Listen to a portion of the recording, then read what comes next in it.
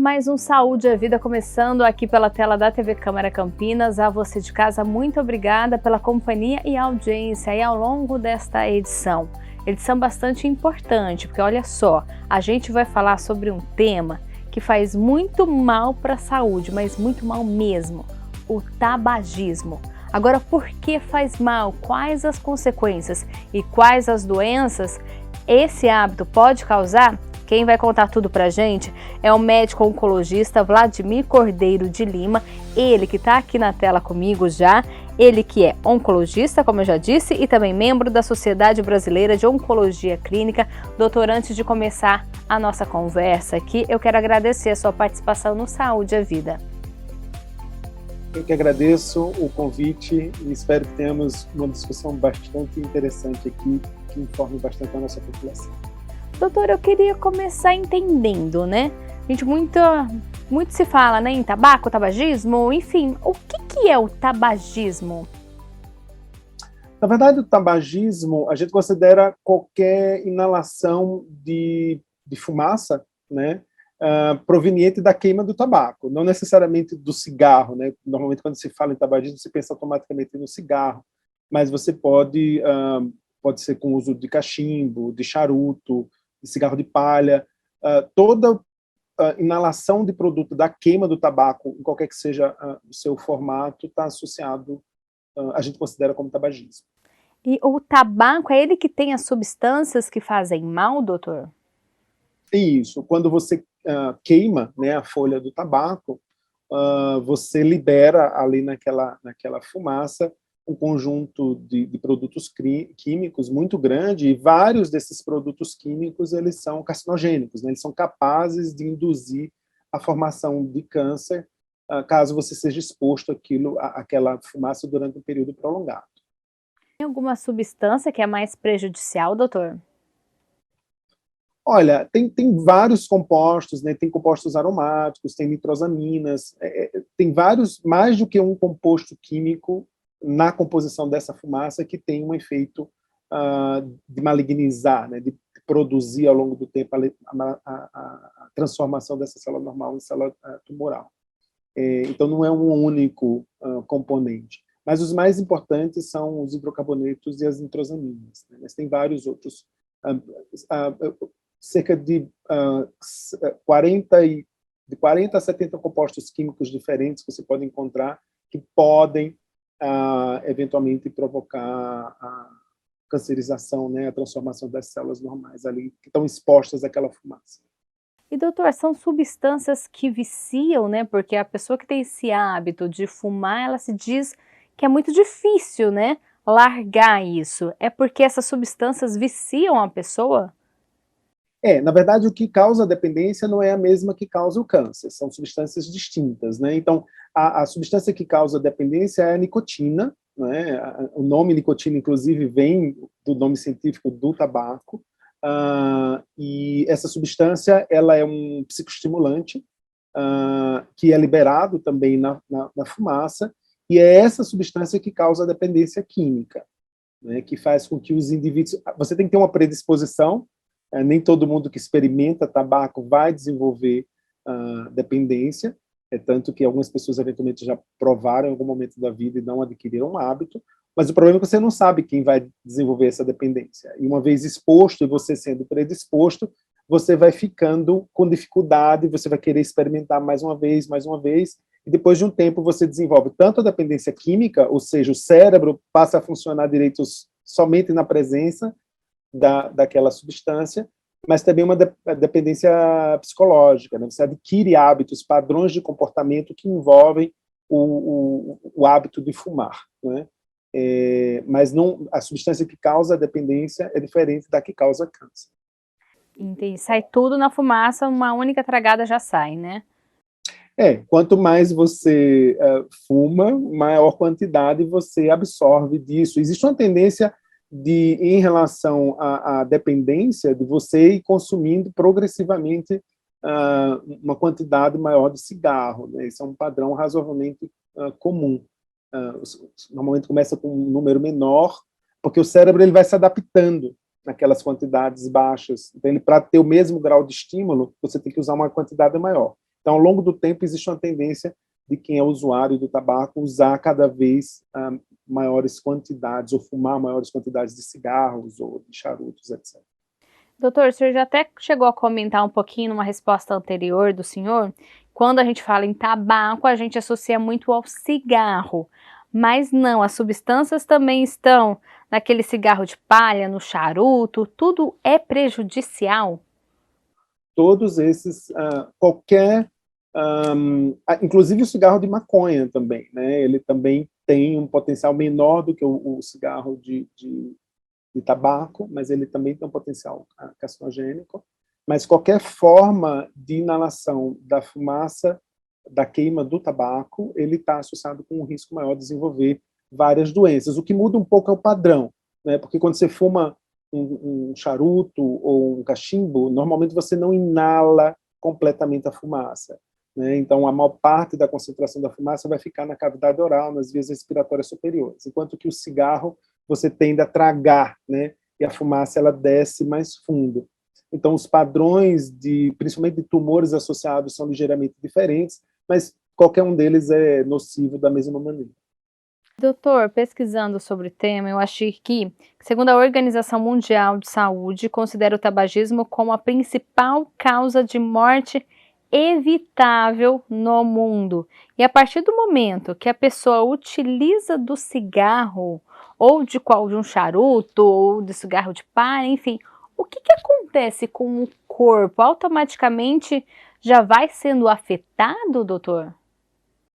Algumas coisas acontecem já de imediato, mas maior, como o aumento da frequência cardíaca, vasodilatação, né? Como eu disse, a nicotina é um psicoestimulante, então ele causa a estimulação do sistema nervoso central, mas os maiores problemas são os problemas causados a longo prazo, né? Então, o cigarro a longo prazo, ele pode provocar lesão nas artérias, né? O entupimento das artérias, então aumenta o risco de doença coronariana, infartos, de angina, insuficiência arterial periférica, né, dos vasos na periferia, então você pode ter, inclusive, perda de órgãos, dependendo da gravidade, porque os vasos vão sendo obstruídos, aumenta o risco de acidentes vasculares cerebrais, né, os famosos derrames, aumenta o risco de diversos tipos de tumores, né, então normalmente costuma-se pensar apenas no tumor do pulmão, mas o consumo de cigarro ou do tabaco ele aumenta o risco de câncer de esôfago, de tumores de cabeça e pescoço, de pâncreas, de bexiga, de leucemia, de esôfago,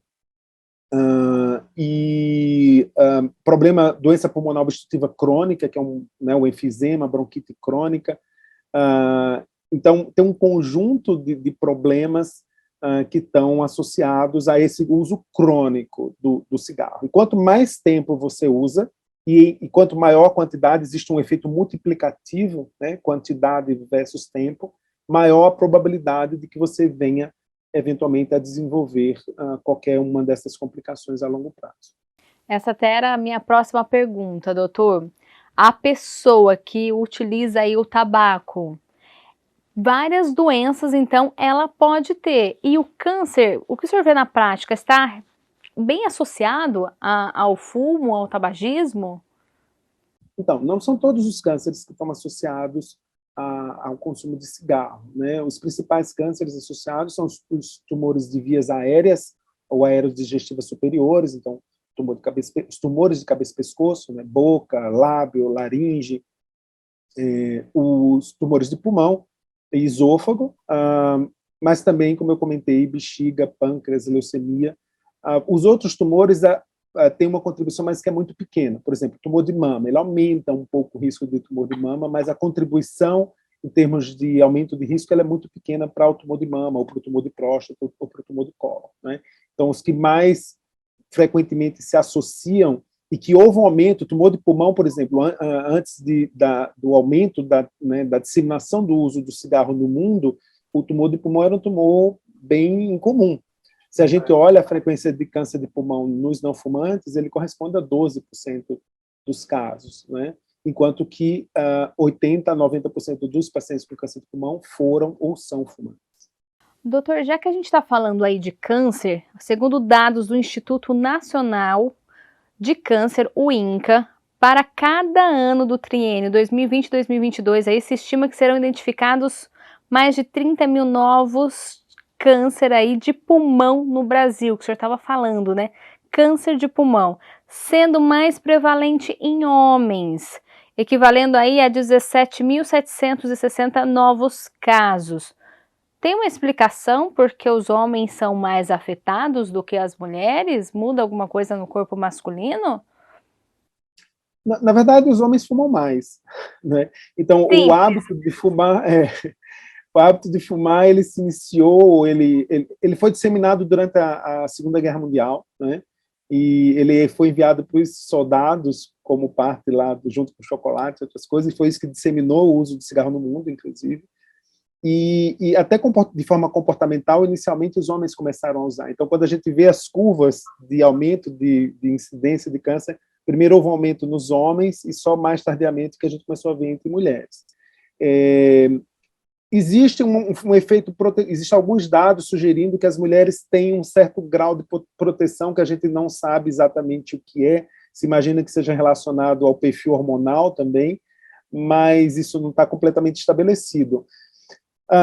De forma que 80% a 90% dos tumores de pulmão em homens são em ex-tabagistas, enquanto que em mulheres isso é um pouco mais baixo, 75% a 80%. Tá? Mas é muito mais, eu acho que o maior volume, ou a maior parte do efeito é mais por conta de comportamento mesmo.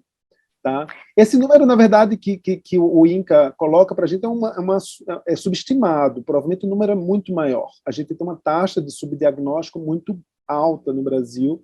Se você pegar, por exemplo, dados dos Estados Unidos, são 270 mil novos casos por ano.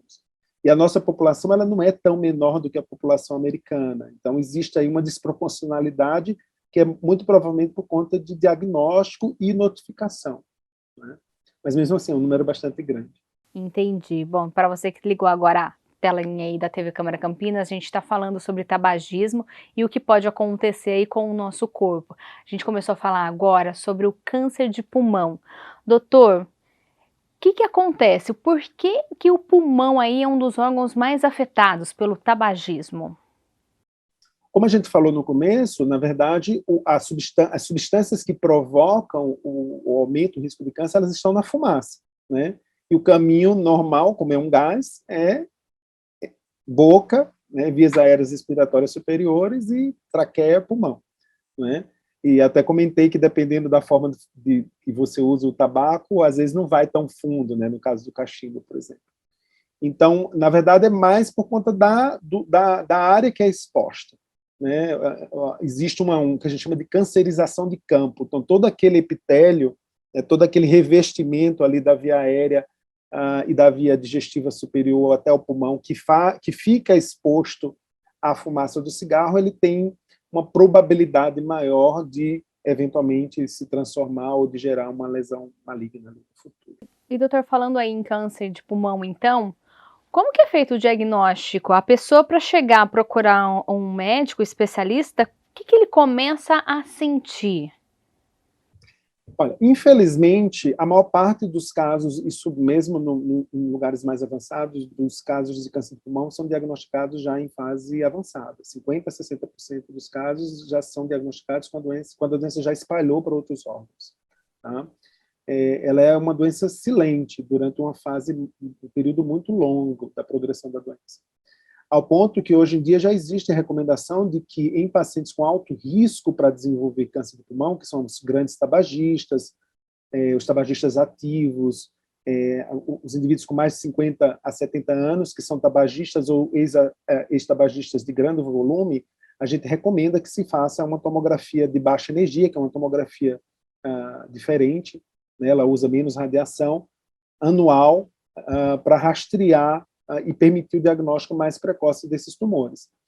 A gente ainda não tem estratégias para detecção ou para rastreamento em pacientes não fumantes, né?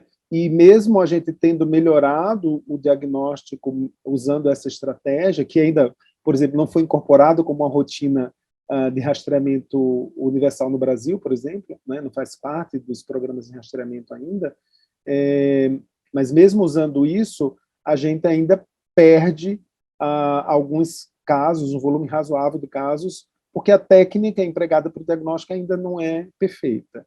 Né? Então, a maior parte dos pacientes, quando vai ter o diagnóstico, é porque começou a ter uma tosse, que não se resolve, começou a ter uma falta de ar, ou tossiu e saiu sangue, não é? Ou às vezes teve um quadro de pneumonia e foi investigar e não era só uma pneumonia.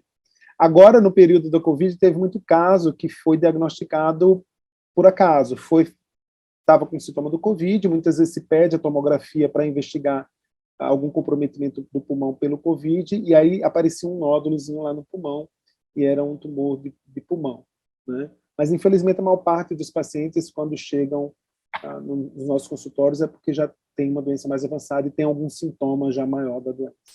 E, doutor, feito o diagnóstico, como que é o tratamento? Vai depender muito em que estágio da doença você fez o diagnóstico, tá?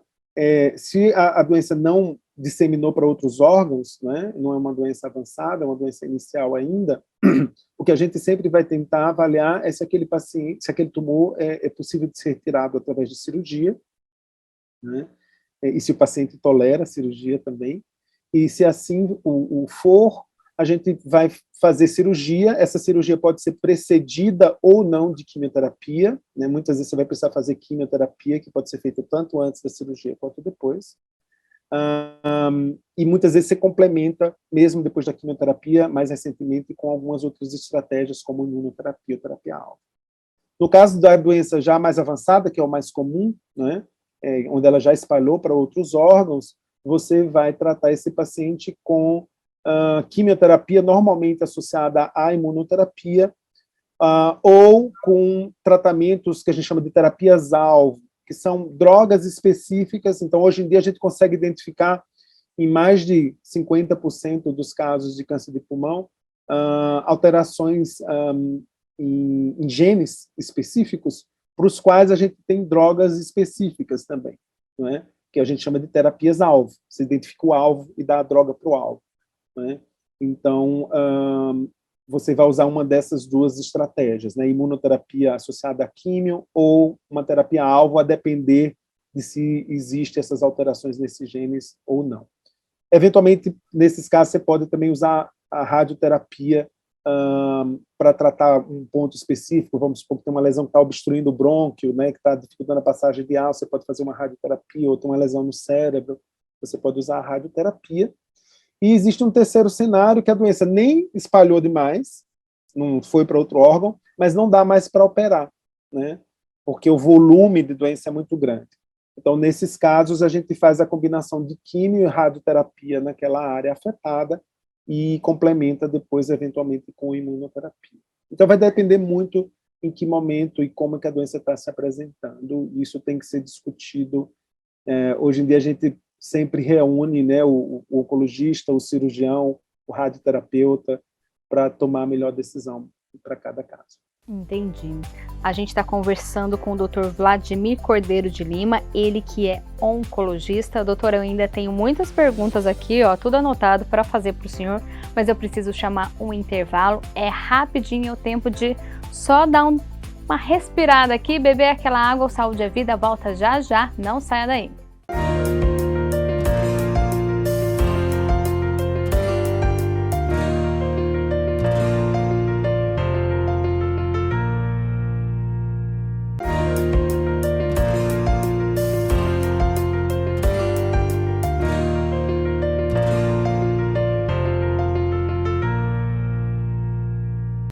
Saúde é Vida de volta aqui pela tela da TV Câmara Campinas. Antes da gente retomar ao tema que é tabagismo e as doenças relacionadas, principalmente o câncer no pulmão, eu quero lembrar você de casa que a sua participação é fundamental aqui no nosso programa. Tá vendo esse número que está aparecendo agora no seu vídeo? É o nosso WhatsApp. Faz o seguinte, pega o celular, já anota aí.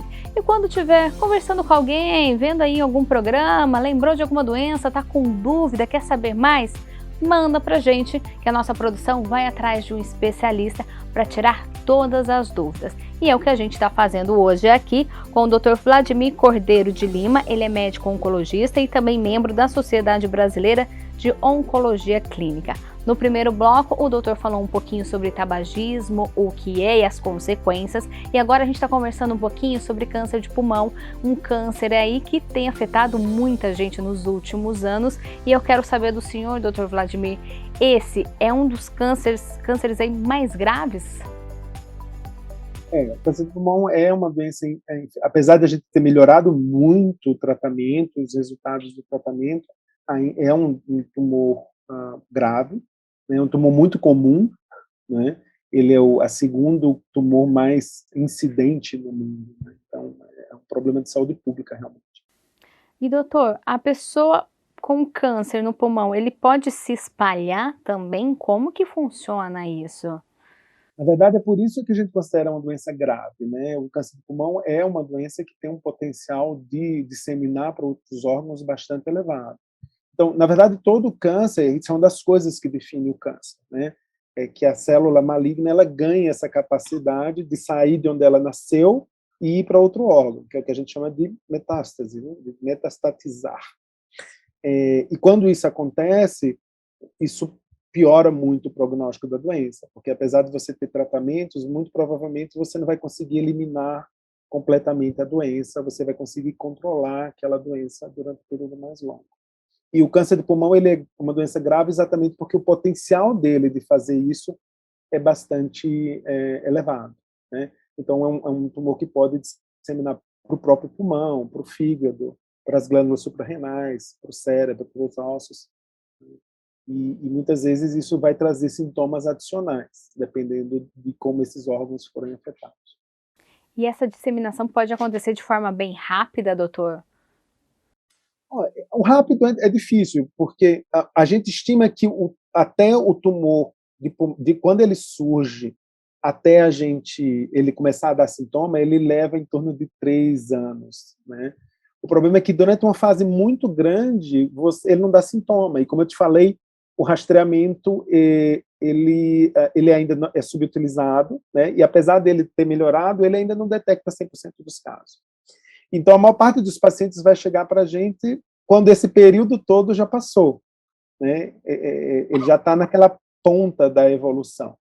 Existe um subgrupo de tumor de pulmão que é chamado de carcinoma de pequenas células de pulmão, que corresponde aí a 13% mais ou menos dos casos, 13 a 15%. Esse tem um crescimento muito rápido. Esse tem um potencial de espalhar para outros órgãos ainda maior do que os que a gente chama de carcinoma de células não pequenas, que são os mais comuns, né? Então, esse subgrupo de doença especificamente tem uma evolução muito, muito rápida. Normalmente, ela se instala em meses, 3, 4 meses, e normalmente com bastante sintomas.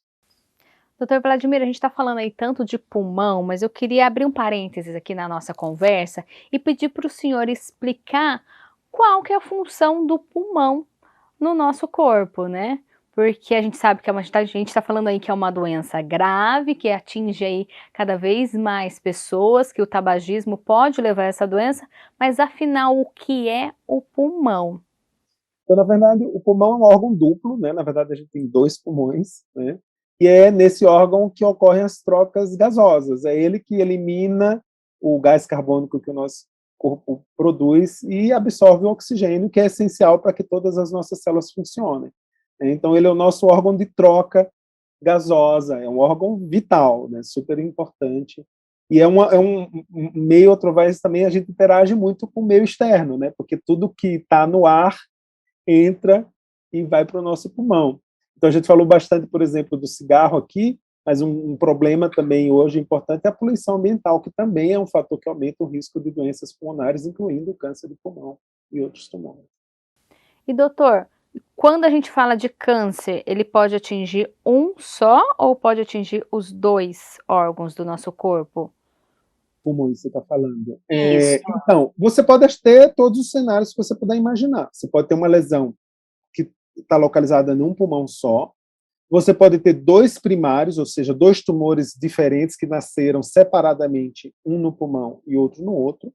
E você pode ter um tumor que nasceu de um lado e espalhou, né, deu aquela disseminação, a metástase, para o lado contralateral. Existem algumas características que permitem, às vezes, a gente separar o que está acontecendo. Nem sempre é tão simples. Tá? Quando você tem lesão nos dois pulmões, nem sempre é tão simples a gente saber se são duas lesões distintas ou se são metástases. Mas pode acontecer os vários cenários distintos. Entendi. E em relação à cirurgia no pulmão, doutor, para retirar esse tumor aí, como que é? Ele tira um pedaço do órgão também? Esse órgão, ele se adapta depois? Como que é? A pessoa pode viver com um pulmão só? Então, na verdade, novamente, vai depender de como a doença se apresenta. Tá? Às vezes você pode tirar só um pedaço do pulmão, fazer o que a gente chama de segmentectomia, você tira um segmento. Às vezes você tem que tirar um lobo inteiro, né?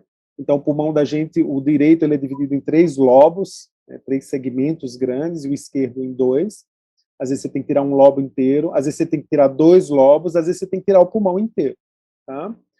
É possível se viver com pulmão só, mas para isso tem uma avaliação prévia da função cardiopulmonar, para saber que extensão de cirurgia. Primeiro, se consegue fazer a cirurgia, tem pacientes que têm um pulmão tão doente que às vezes você não consegue fazer cirurgia, né? Mas se a função da pulmonar e cardíaca do paciente, o estado geral dele é muito bom, é possível, inclusive, tirar o pulmão inteiro. Essa decisão, novamente, vai ter que ser discutida, né, com todos os médicos envolvidos no cuidado daquele paciente, para se definir qual é a melhor estratégia frente àquela apresentação. Então, não é igual para todo mundo. E dependendo do caso, é possível fazer transplante também? Não, o transplante de pulmão, em câncer, ele é reservado para cenários muito, muito específicos. Em câncer de pulmão, isso não se aplica, não tem evidência, e muito pelo contrário, muito provavelmente tem um risco de até disseminação mais alto, porque para você tolerar o transplante, depois você tem que imunossuprimir o paciente. Então, isso, em teoria, até aumenta o risco de disseminação da doença para outros órgãos. Mas não é um tratamento que a gente use para tratamento de câncer de pulmão. Tá? E tem uma idade que esse tipo de câncer costuma aparecer mais, doutor? O que o senhor vê na prática? A gente falou aí mais em homens, né? E idade? Então, o tumor do pulmão é uma doença que aumenta de forma considerável a incidência a partir dos 60 anos, dos 60 anos para frente. Dito isso, você pode ter câncer de pulmão em qualquer idade. O que muda é a frequência. Tá? Então, quanto mais jovem o indivíduo, menor a possibilidade ou a menor chance de você encontrar um câncer de pulmão. E quanto menos ele fuma, ou se ele não é fumante, essa probabilidade também é menor. Mas aumenta bastante, mesmo entre os fumantes, mesmo entre a população sob risco, a partir dos 60 anos de idade.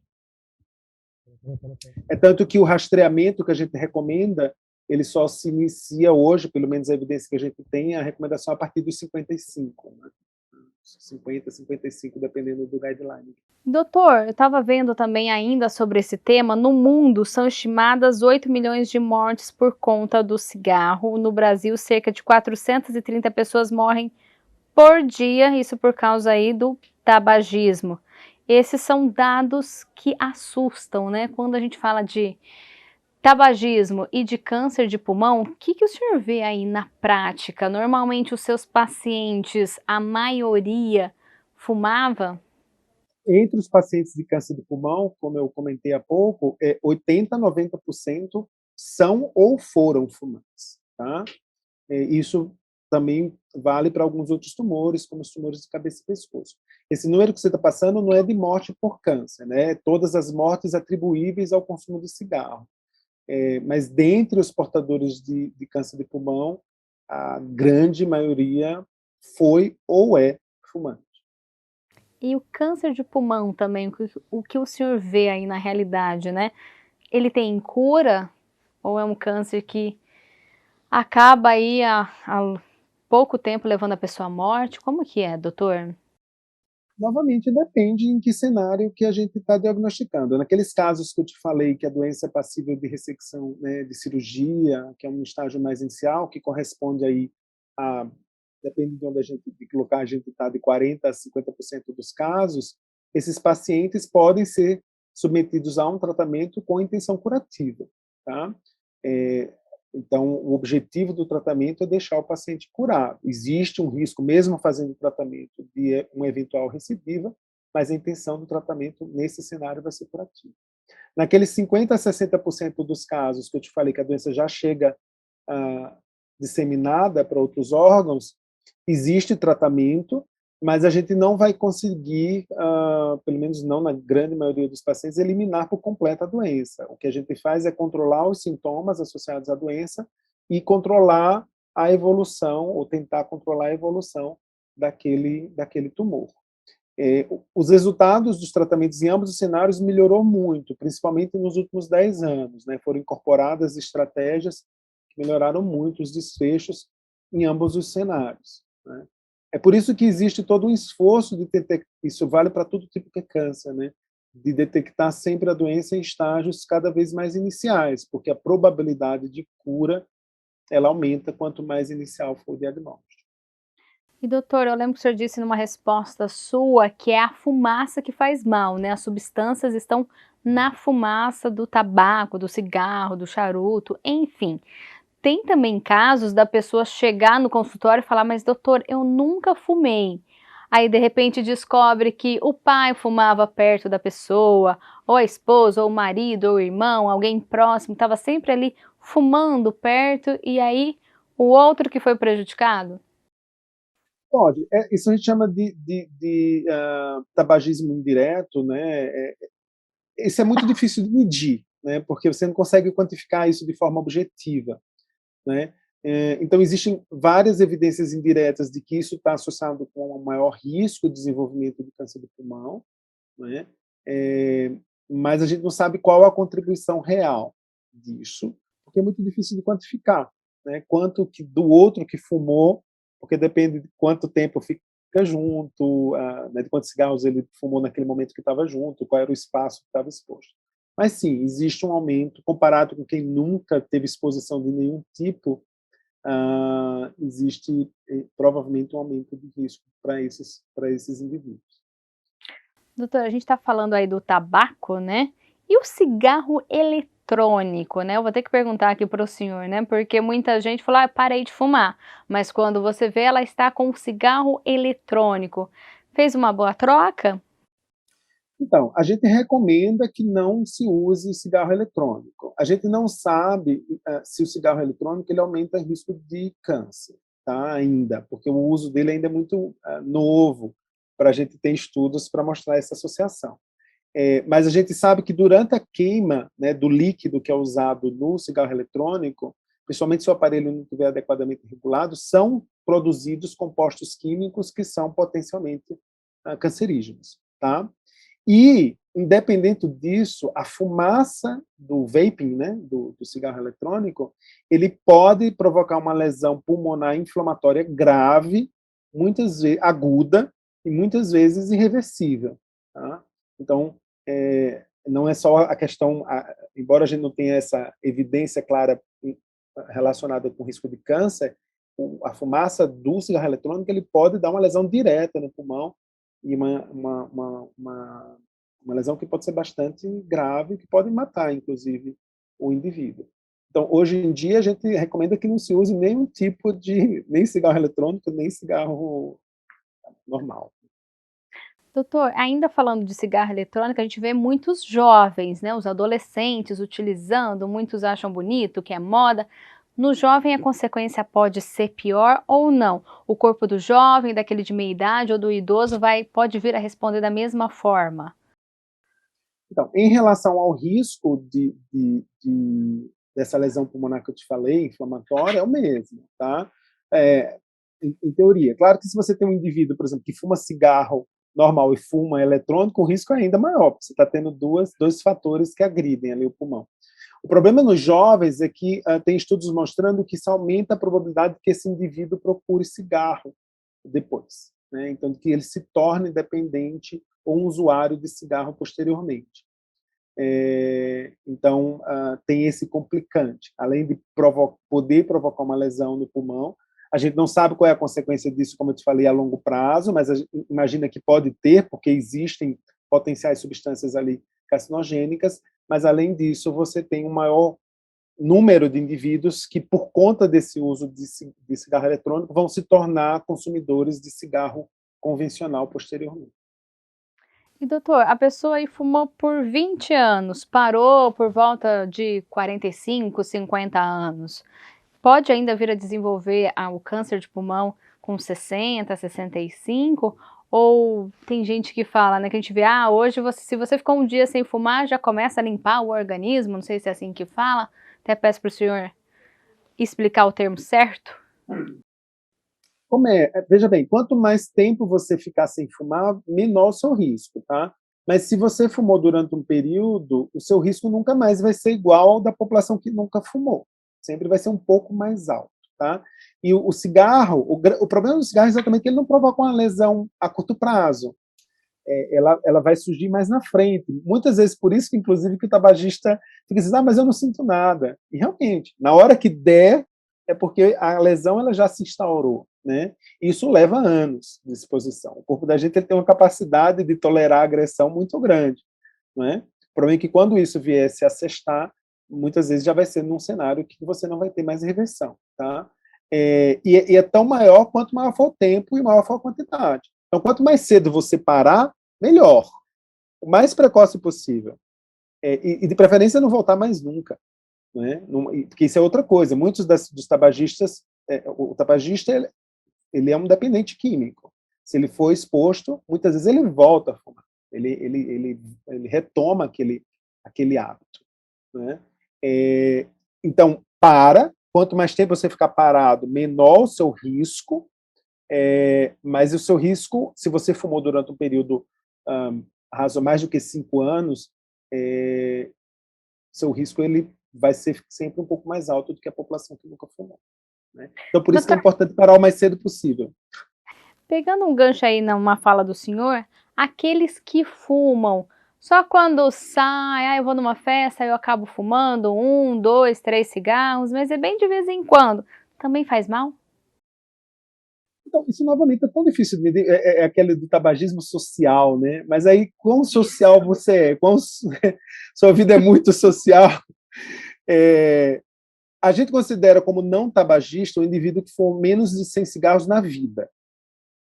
Qualquer quantidade acima disso já é considerado tabagismo, tá? Ou foi fumante.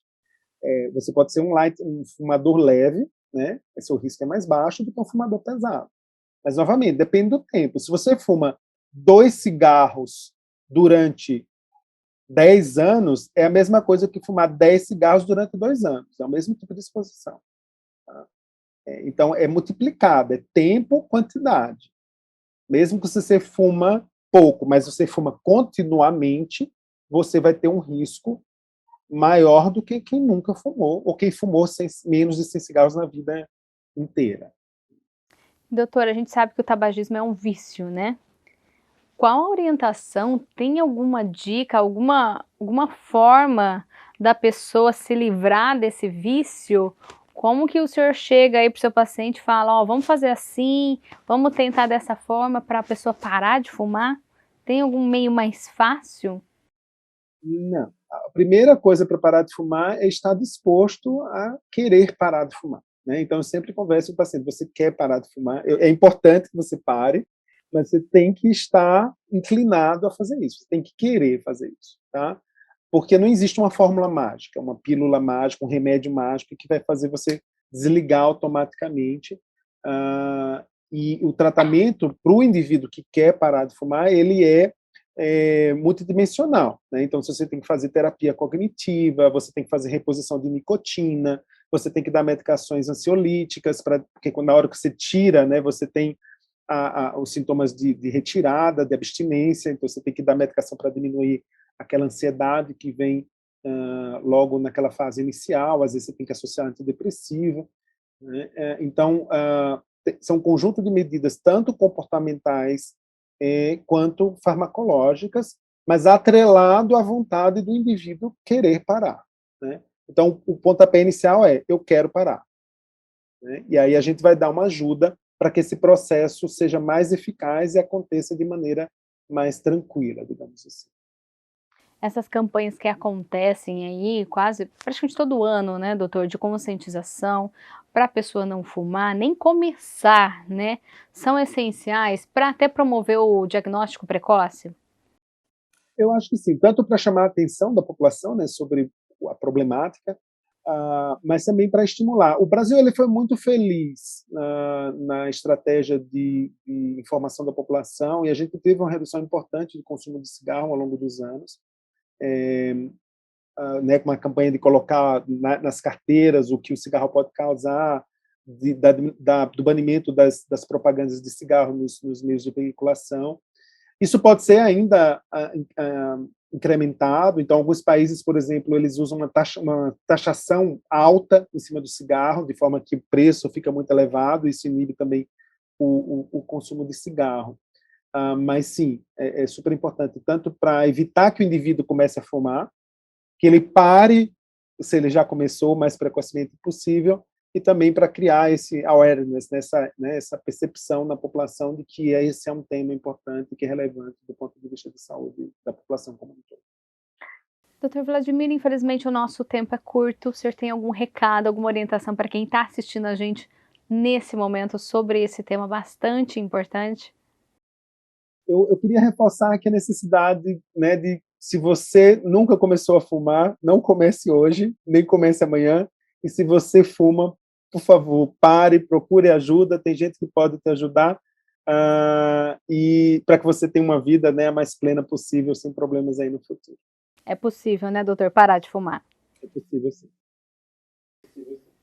Tá, então, o recado do Dr. Vladimir Cordeiro de Lima, ele que é oncologista. Doutor, muito obrigada por falar com a gente aqui do Saúde é Vida. Tenha certeza que esse programa foi muito rico de informação e creio que vai ajudar muita gente que está assistindo a gente nesse momento. Eu que agradeço. Obrigado. Então, mais uma vez, Dr. Vladimir, obrigada. A você de casa, muito obrigada pela sua companhia. E lembrando, se quiser rever tudo que foi falado aqui nessa edição, é muito fácil. Esse programa está disponível na íntegra no YouTube da TV Câmara Campinas. E mais uma vez, reforço o nosso WhatsApp. É esse número que está agora no seu vídeo. Tem alguma sugestão, tem alguma dúvida, quer saber mais sobre alguma doença? É só mandar pra gente, que a gente vai atrás de um especialista e esclarece tudo. Eu te espero na próxima edição do Saúde é Vida. Se cuida. Tchau!